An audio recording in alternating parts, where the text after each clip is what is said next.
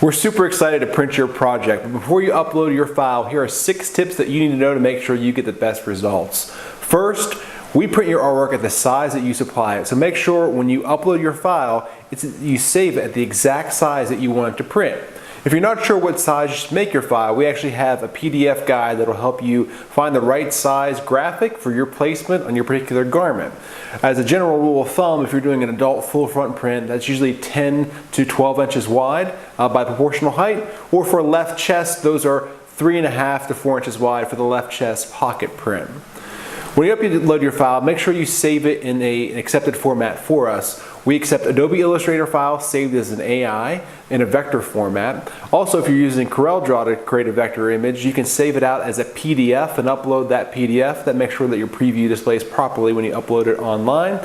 And then if you're using Photoshop, you can save it as a PSD. Make sure that you set your file to 300 dpi at the size that you're printing it before you save it out of Photoshop and upload that file.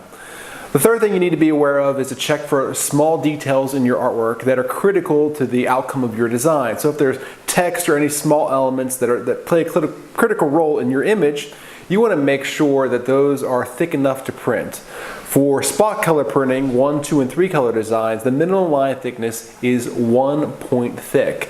The easy way to check that inside of your program is to create a line, put a 1 point stroke on it in a vector software program, or 4 pixel stroke on it in a raster program like Photoshop, and then compare that line to the small areas of your artwork. For full color prints, the minimum printing line thickness is 3 points. So just take that same line, draw a 3 point stroke on it, compare it to parts of your artwork that are printing to make sure they're thick enough to show up. Anything thinner than that line runs the risk of not printing.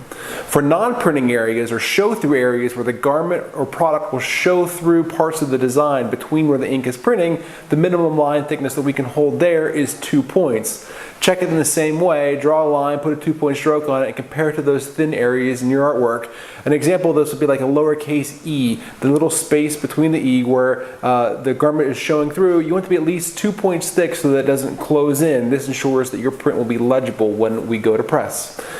The fourth thing you need to know is to convert your fonts to outlines, curves, or rasterized. We want to convert them from their live state. Live fonts are in an editable format. That means when you open it up, your computer is looking at the registry of fonts saved on your particular computer. When you send that file to us, if that font is still live or editable, our computer will be looking for those fonts, and we may or may not have those same fonts installed. If they're substituted, it could change the look of your design, and we don't want that to happen. So to convert those to outlines in Illustrator, just go to Type, Convert to Outlines. In CorelDRAW, you can take your text and convert it to curves, or in Photoshop, you can rasterize those type layers. This converts those fonts from a live state into a shape or a pixel state that is uneditable, which means when we open it up on our side, we see exactly what you see, and when we print it, you get exactly what you intended. The fifth thing you need to be aware of is if you're doing a full color design, something that's photographic, using our full color process, transfers, make sure that you're working in CMYK color mode. A lot of programs default to RGB. You want to be working in CMYK color mode. Number 6, when you're uploading your design, we prefer that you upload it and save it with a transparent background so that we can preview what the background would look like with the non-printing areas showing through. If you don't know how to save your design with a transparent knocked out background, put it on a contrasting background color. So something that clearly designates a solid color that is not printing, that's not something that you're selecting your design, so we can clearly see what is to be printing and what is not to be printing when your artist reviews your file. And lastly, when you upload your file, we generate a proof for you. If there's anything in that proof that doesn't look right, you have the ability to upload your own proof. So you can create a proof image, you can upload that in the secondary step there, and then we'll use that proof when we evaluate your file to make sure that we're clear what's printing, what's not printing when we prep your file for press.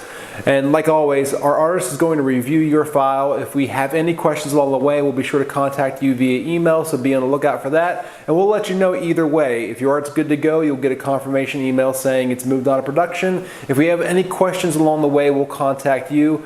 We really look forward to printing your next project and getting it turned around to you, and we can't wait to see what you press next. Thanks.